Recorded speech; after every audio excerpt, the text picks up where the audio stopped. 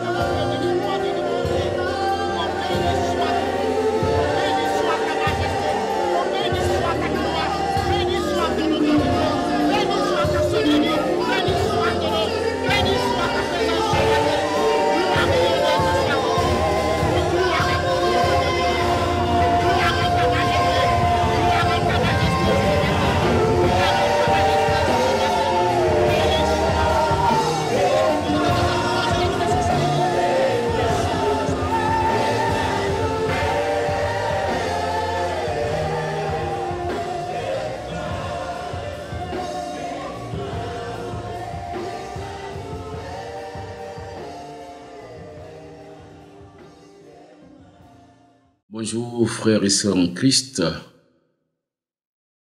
J'espère que vous allez tous très bien. Cela fait des semaines, bientôt 4 semaines, peut-être un peu plus, que nous n'avons pas l'occasion de nous retrouver dans l'assemblée de l'Église pour de grandes célébrations ensemble. Vous nous manquez, nous vous portons dans nos cœurs, nous nous souvenons de vous tous individuellement. À vous tous qui m'écoutez, qui me suivez, je voudrais que vous sachiez très sincèrement que nous pensons à vous. Vos visages nous manquent. Chacune de vos voix qu'elles nous avons été habituées nous manque. Et en attendant que nous puissions nous retrouver tous dans la joie après que cette pandémie sera vaincue, en attendant, nous pouvons communier par l'Esprit, nous pouvons nous entretenir par la parole de Dieu et continuer de prier les uns pour les autres. Mais j'ai vraiment à cœur ce matin de vous dire que nous vous aimons dans le Seigneur Jésus-Christ. Nous découvrons à quel point vous avez une place dans nos cœurs et dans nos vies. Nos vies sont unies ensemble dans le Seigneur. Et je voudrais vraiment vous assurer de notre amour, de nos prières et de notre attachement à vous comme au Seigneur. Que le Seigneur vous bénisse. Je pense à chacun de vos enfants. Je pense à chacun d'entre vous personnellement. Je pense à vos familles ensemble. Et j'espère bien, et je crois même, que nous allons bientôt nous retrouver. Mais en attendant, que le Seigneur vous fortifie. Que le Seigneur vous bénisse et vous encourage. Que vous puissiez profiter de ce temps de confinement pour développer de nouvelles attitudes. Pour vivre en famille. Vivre en famille, ça fait du bien. Et vous encourage à développer ces bonnes choses que nous avions abandonnées, que nous avons délaissées, sans forcément le programmer. À cause de nos activités, nous avons appris à partir, à ne pas rester là. Dieu est en train de nous ramener aussi aux fondamentaux. La famille doit être au cœur de notre vie chrétienne, au cœur de nos projets, au cœur de nos activités. Et soyez heureux d'être en famille, avec madame, avec les enfants, avec tout le monde. Soyez heureux. Que le Seigneur vous fortifie. Que ces paroles apportent à vos cœurs la joie de vivre. Je sais que certains d'entre vous peuvent avoir quelques problèmes particuliers, mais le Seigneur est là. Le Seigneur est là, il ne change pas, qu'il vous fortifie. Alors, nous allons continuer de vous accompagner, nous allons continuer de vous encourager, de vous exhorter, d'entretenir le lien qui nous unit dans la foi, en partageant la parole de Dieu. Et je voudrais vous inviter à lire ensemble un texte de l'évangile de Luc au chapitre 24.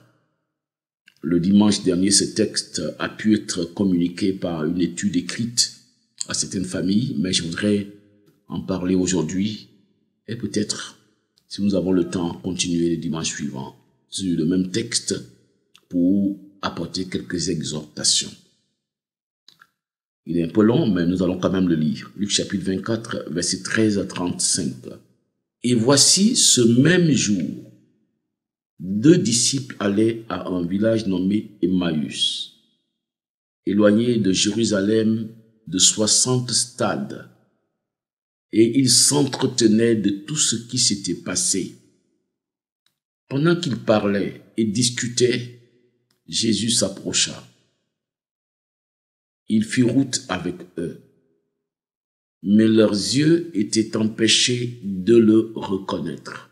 Il leur dit, « De quoi parlez-vous? De quoi vous entretenez-vous en marchant? Pour que vous soyez tout tristes. » L'un d'eux, nommé Cléopas, lui répondit, « Es-tu le seul qui, séjournant à Jérusalem, ne sache pas ce qui est arrivé ces jours-ci? » Quoi? Leur dit-il. Il lui répondit, ce qui est arrivé au sujet de Jésus de Nazareth, qui était un prophète puissant en œuvre et en parole devant Dieu et devant tout le peuple, et comment les principaux sacrificateurs et nos magistrats l'ont livré pour le faire condamner à mort et l'ont crucifié. Nous espérions que ce serait lui qui délivrerait Israël. Mais avec tout cela, voici le 3e jour que ces choses sont passées. Il est vrai que quelques femmes d'entre nous nous ont fort étonnés, s'étant rendues de grand matin au sépulcre et n'ayant pas trouvé son corps. Elles sont venues dire que des anges leur sont apparus et ont annoncé qu'il est vivant. Quelques-uns de ceux qui étaient avec nous sont allés au sépulcre. Ils ont trouvé les choses comme les femmes l'ont dit, mais lui, ils ne l'ont pas vu. Alors Jésus leur dit, « Hommes sans intelligence et dont le cœur est lent à comprendre tout ce qu'ont dit les prophètes, ne fallait-il pas que le Christ souffrit ces choses et qu'il entrât dans sa gloire? Et, commençant par Moïse et par tous les prophètes, il leur expliqua dans toutes les Écritures ce qui le concernait.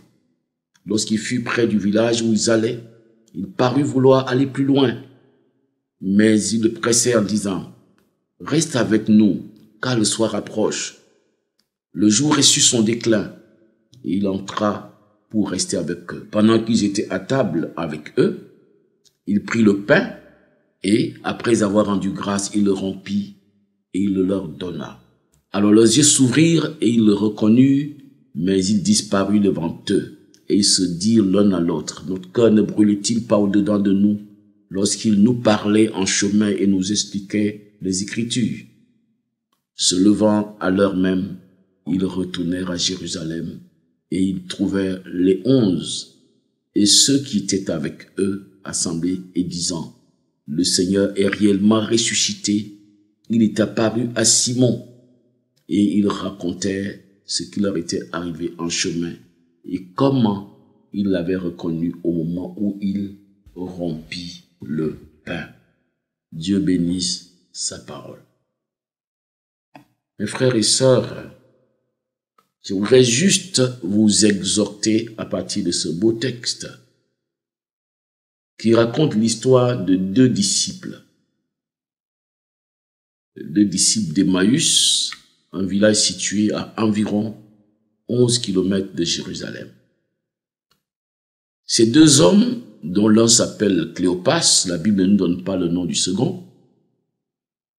Donc Cléopas et son ami étaient de ceux qui avaient cru en Jésus-Christ, qui avaient cru qu'il était le Fils de Dieu, qui avaient cru qu'il était le Messie promis par Dieu. Et donc, ils l'ont suivi partout. Ils ont écouté son enseignement, ils ont admiré ses miracles. Ils sont de ceux qui ont mangé les pains et les poissons que Jésus a bénis et multipliés. Et naturellement, comme tous les autres disciples, ces deux disciples croyaient, pensaient que Jésus allait immédiatement rétablir le royaume d'Israël. C'est-à-dire, selon les prophéties de l'Ancien Testament, le Messie devrait, en venant, rétablir le royaume d'Israël, établir son règne de gloire et délivrer la nation élue, la nation d'Israël, de tous ses oppresseurs.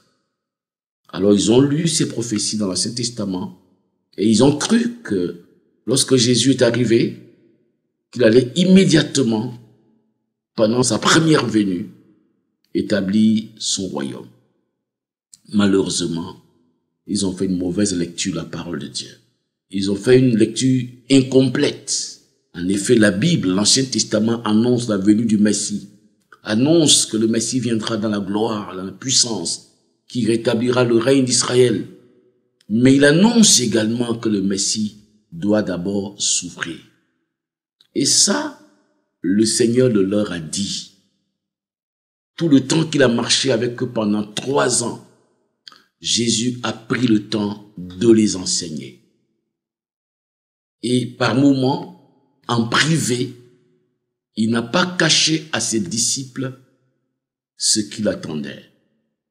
Et il y a 6 mois, du sacrifice qu'il devrait offrir pour le salut du monde entier, Jésus s'est concentré et s'est focalisé sur les disciples, les enseignant, les avertissant, les prévenant pour qu'ils soient préparés. Il ne leur a donc pas caché qu'il doit souffrir d'abord. Mais ses disciples n'ont pas compris. N'ont pas compris la portée du message. Cléopas, comme les autres disciples, n'ont pas compris. Donc, cette ignorance va être la source de problèmes majeurs lorsque les paroles annoncées, lorsque ce que Jésus leur a dit va arriver, eh bien, le fait qu'ils n'ont pas compris les paroles que le Seigneur Jésus-Christ leur a dites va être un problème majeur. Et je voudrais m'arrêter ici pour vous dire, frères et sœurs, vous savez, les choses qui arrivent souvent dans notre vie, Dieu prend soin de nous prévenir avant. Dieu prend soin de nous interpeller. Dieu prend soin de nous enseigner d'une manière ou d'une autre. Soit par notre propre méditation la parole de Dieu. C'est pour cela que, en tant que chrétiens, nous devons avoir l'habitude de méditer personnellement la parole de Dieu. Dieu prend soin donc de nous prévenir, de nous enseigner, de nous instruire avant que les choses n'arrivent.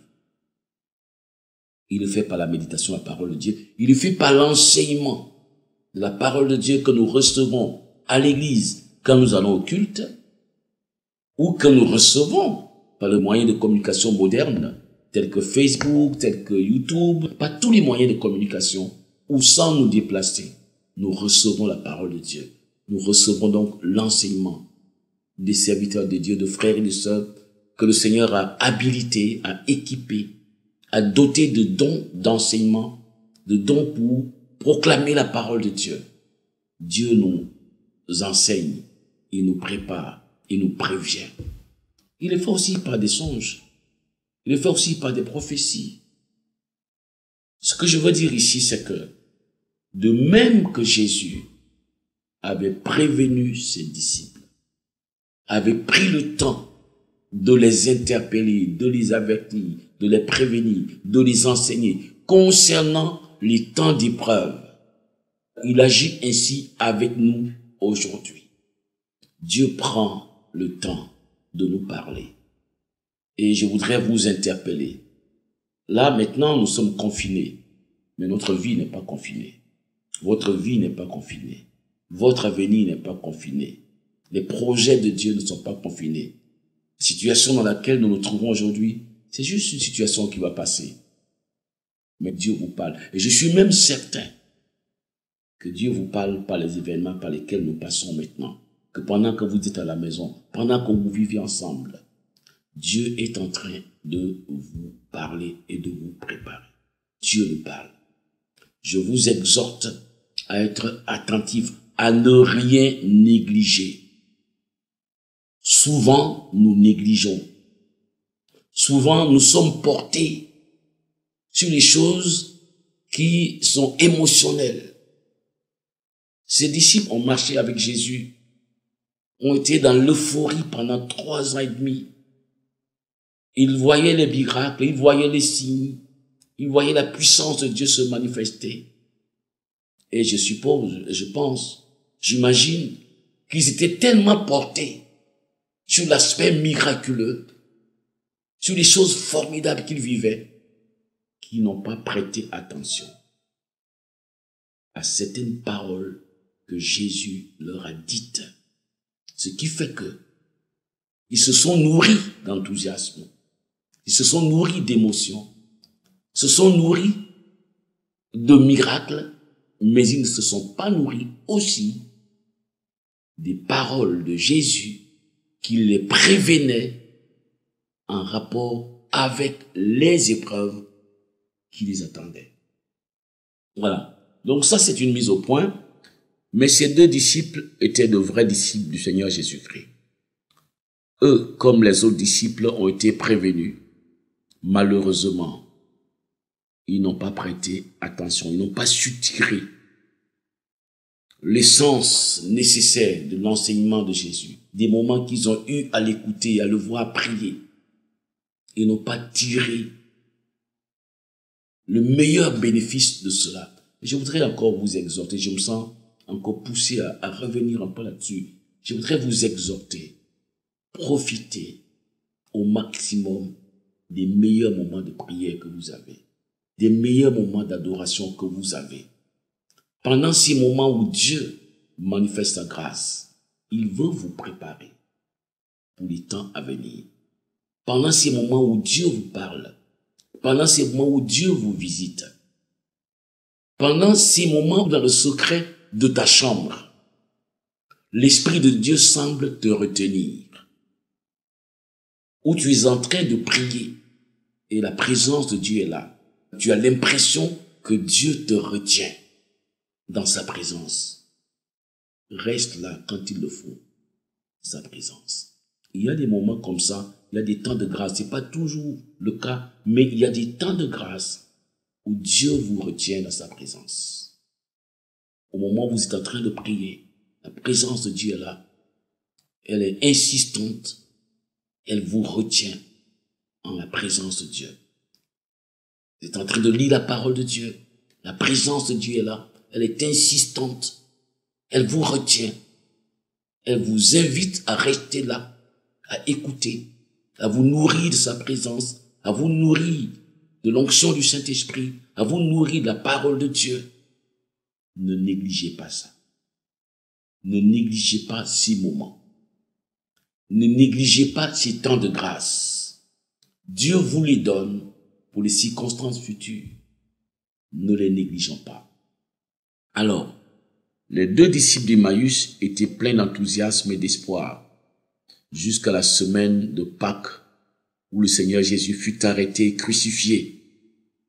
Cette semaine a été pour eux le pire cauchemar qu'ils n'auraient jamais imaginé. Voici un aperçu de ce qu'ils ont vécu à cette Pâques. Vous imaginez, après 3 années fabuleuses en suivant Jésus, en rêvant de tout ce qui va se produire, d'après ce qu'ils ont compris de la Bible, quand le Christ va établir son règne, ses disciples sont surpris. En cette dernière Pâques, ils sont surpris. Ils ont vu Judas Iscariote, l'un des 12, qui a trahi leur maître et l'a livré aux chefs religieux juifs. C'était une chose terrible. Quand vous vivez ensemble, vous marchez entre frères. Il y avait 12 apôtres. Et Cléopas et son ami n'étaient pas au nombre des 12. Ils regardaient ces personnes qui étaient tellement proches de Jésus. Quand vous vivez dans une église, où vous voyez des frères qui sont engagés, qui sont en honneur dans l'église, dont Dieu se sert, et qu'un jour vous découvrez que l'un de ses frères, l'une de ses sœurs, trahit l'église. C'est ce qu'ils ont vécu. Cléopas et son ami ont été bouleversés comme tous les 11 autres, comme tous les disciples, de constater que celui qui va livrer le maître, c'est l'un des proches. Ça bouleverse la foi. Je ne sais pas si toi qui m'écoutes maintenant, tu n'es pas de ceux qui sont aujourd'hui bouleversés dans leur foi pour avoir assisté à un scandale de ce genre dans une église, dans une communauté.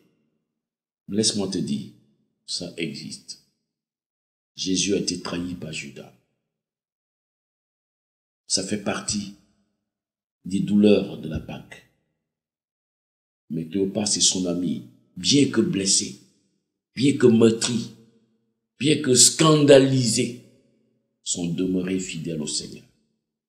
J'aimerais t'interpeller, toi qui m'écoutes. Peut-être que tu restes encore marqué par un événement que tu as vécu. Il y a de plus en plus dans des communautés des situations de scandale graves. Et il y en aura de plus en plus. Plus nous allons nous approcher du retour de Christ, il y aura des situations scandaleuses qui seront telles, suscitées par l'ennemi, dans le but d'entraîner des gens qui sont faibles hors de la foi. Mais je voudrais t'encourager. Reste attaché à Dieu. Regarde à lui. Ces deux disciples sont restés attachés au Seigneur et au groupe, malgré ces situations si scandaleuses. Le Seigneur Jésus-Christ, en qui ils ont cru, en qui Cléopas et son ami avaient cru, de manière ferme, a été arrêté comme un brigand. Vous marchez avec le Maître, vous marchez avec le Seigneur, vous vivez des miracles, vous avez de l'estime, de l'amour, de la considération, une très haute considération pour votre Maître. Et puis, dans une grande fête de Pâques, il est arrêté comme un brigand. On est venu avec des bâtons, on est venu avec des lances, on est venu avec des épées, comme si Jésus était dangereux. On a fait de lui un homme méchant, on a donné de lui une image monstrueuse. Ça, c'est la croix. Et ça a brisé, ça a bouleversé les disciples. En plus, on l'a jugé et condamné de manière injuste. Il était innocent. Il a été livré aux Romains qui l'ont crucifié. Et 3 jours après, Jésus est ressuscité. Les femmes sont allées au tombeau, n'ont pas trouvé son corps, mais elles ont déclaré que lui est ressuscité. Pierre et Jean sont partis, n'ont pas trouvé le corps. Cléopas et son ami ont vécu ces choses-là. Et le soir, ils retournaient dans leur village. Ils retournaient dans leur village après 3 ans d'aventures passionnantes. Je vois ces 2 disciples en train de retourner, en train de se parler entre eux. La Bible nous dit qu'ils se parlaient entre eux, tellement préoccupés, tellement attristés, qu'ils n'ont même pas su que Jésus a commencé à marcher avec eux. À quoi pensaient-ils? Imaginez-vous, il y a 3 ans plus tôt, ils sont sortis de leur village. Peut-être étaient-ils les seuls habitants du village. Peut-être étaient-ils les seuls membres de leur famille qui ont décidé de croire en Jésus-Christ. Peut-être que certains habitants du village leur ont dit « Attention, soyez prudents ». Peut-être que certains membres de leur famille n'ont pas partagé leur décision de marcher avec Jésus-Christ. Et ils ont pris l'engagement de marcher avec le Christ, ils ont cru en lui. Ils se sont donnés tout entier. Ils ont placé tout leur espoir. Et peut-être, tout ce qu'ils possèdent, ils ont placé dans leur foi en Jésus-Christ. Ils se sont donnés eux-mêmes, ils ont donné ce qu'ils possédaient. Ils ont donné leur temps, ils ont donné leur vie. Et maintenant, l'histoire semble se terminer dans un cauchemar. Le Christ a été arrêté. Il a été pendu sur le bois, il a été crucifié et il retourne dans leur village comme des hommes qui ont échoué, comme des hommes qui sont déçus, comme des hommes qui auraient fait un mauvais choix, comme des hommes qui sont couverts de honte. Mais laissez-moi vous dire, l'histoire n'est pas terminée. Il y a un temps où vous ferez l'expérience de la croix. Jésus, lui, est allé à la croix. Mais ceux qui ont marché avec lui, les disciples qui ont vécu avec lui, ont vécu cette expérience de la croix. Cléopas et son ami étaient dans cette confusion. Ils avaient l'impression de s'être trompés. Ils ne comprenaient plus rien de ce qui leur arrivait. Je ne sais pas dans quelle situation tu te trouves actuellement. Je ne sais pas ce que tu as vécu il y a 1 an. Je ne sais pas ce qui a contrarié ta foi il y a 5 ans, il y a 6 ans. Je ne sais pas dans quel domaine tu as cru croire en Dieu, où tu t'es investi. Il te semble que tu as tout perdu. Il te semble que tout est tombé. Il te semble que Dieu t'a lâché. Il te semble qu'il n'aurait pas tenu sa parole. Laisse-moi te dire, l'histoire n'est pas terminée. Tu es dans la confusion peut-être. Tu es peut-être une femme qui t'est mariée dans l'église et les choses ne vont plus. Ou un homme qui s'est marié dans l'église. Tu es peut-être en face d'une situation où tu es confus. Laisse-moi te dire, si tu as reçu Jésus-Christ comme Sauveur et Seigneur, que tu lui as donné ton cœur, que tu as décidé de marcher avec lui et de lui obéir, cette confusion va changer. L'histoire n'est pas terminée. Cléopas et son ami étaient à ce stade-là. quand Jésus est venu vers eux. Jésus vient toujours sur notre chemin au moment où nous en avons le plus besoin. Jésus est venu sur leur chemin au moment où ils en avaient le plus besoin. Peut-être c'est maintenant que tu as le plus besoin que Jésus vienne sur ton chemin. Et à travers ce message, écoute-moi très bien, à travers ce message, Jésus te dit, je viens sur ton chemin. Je me rapproche de toi. J'ai vu ta marche. J'ai vu ton cœur. J'ai vu tes efforts. J'ai entendu tes cris, tes pleurs. J'ai vu tes larmes. Parce qu'il y a toujours un jour où Dieu entend le cri de son peuple. Il y a toujours un jour où Dieu entend les cris de son peuple. Comme il a entendu les cris du peuple d'Israël en Égypte, lorsqu'il souffrait. Il y a toujours un jour où Dieu voit les larmes de ceux qui pleurent, comme il a vu les larmes de Anne, la mère de Samuel, qui pleurait pour un enfant, qui était meurtri par sa rivale, et qui, devant l'autel de Dieu, ne pouvait même pas sortir un mot de ses lèvres, dont le cœur saignait, dont les prières étaient des pleurs. Laisse-moi te dire, Dieu a entendu ta prière, tu vas te relever aujourd'hui, le cœur allégé, le cœur libéré, l'âme consolée. Dieu a entendu ta prière. En commençant ce message,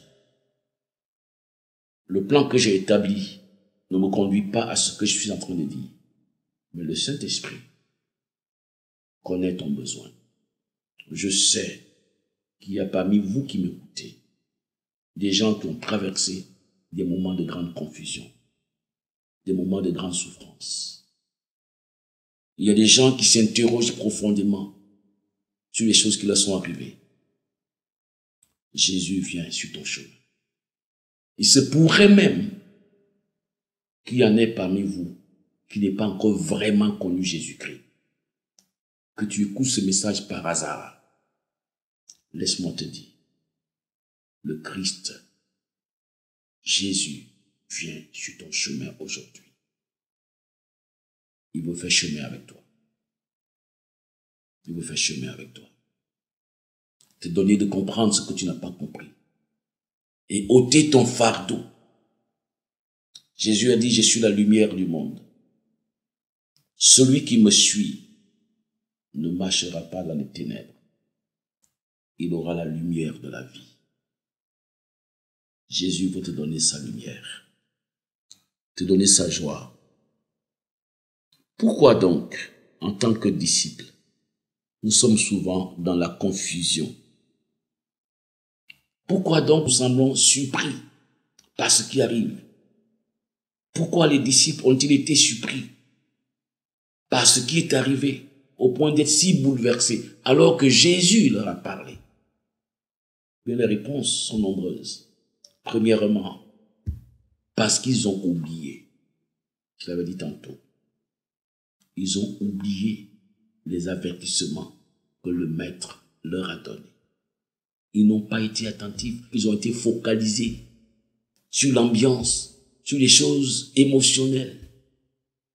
Les miracles sont beaux, c'est vrai, mais ça passe. Le jour de l'épreuve, c'est la parole que Jésus vous a dite, la parole que vous avez écoutée, la parole que vous avez lue, la parole que vous avez retenue, que le Saint-Esprit va vous rappeler. Malheureusement, ces disciples avaient oublié les paroles du Seigneur Jésus-Christ. Mais aussi parce qu'ils ne comprenaient pas encore une chose importante, une chose dont je vous parlerai dans le prochain message. Ils ne comprenaient pas qu'avant d'entrer dans la gloire, le Seigneur Jésus devait d'abord souffrir et mourir pour les péchés. Ils ne comprenaient pas que la première venue du Messie c'est d'abord donner sa vie pour le salut du monde.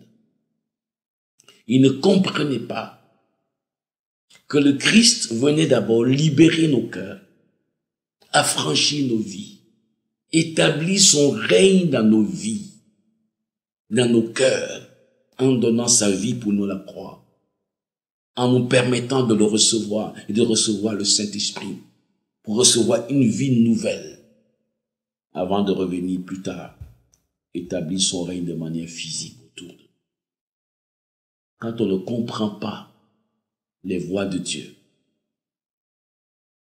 vous avez beau être sincère, vous avez beau être fidèle, vous avez beau jeûner et prier, mais si vous ne comprenez pas les voies de Dieu, vous pourriez être troublé.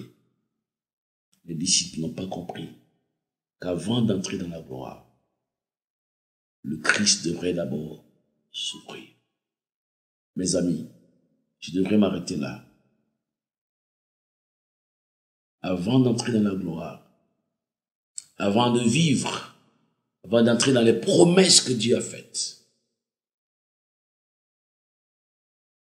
avant d'entrer dans la gloire que Dieu lui a préparée, il fallait d'abord que le Christ souffre. Et quand Jésus s'est trouvé avec les deux disciples d'Emmaüs, il leur a dit ceci tout simplement: le Christ ne devait-il pas souffrir avant d'entrer dans la gloire? Mais avant, il leur a dit: ô homme sans intelligence, dont le cœur est lent à comprendre ce que les prophètes ont dit, ne fallait-il pas que le Christ souffre avant d'entrer dans la gloire? Nous allons nous arrêter ici. Les exhortations que je vous ai données plus haut sont suffisantes. Avant d'entrer dans la gloire, le Messie doit souffrir. Mais aujourd'hui, je vous encourage. Recevez ces quelques paroles, ces exhortations, et que le Seigneur soit avec vous, et qu'il vous affermisse, qu'il vous encourage, qu'il vous renouvelle.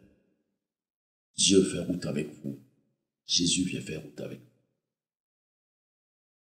Amen.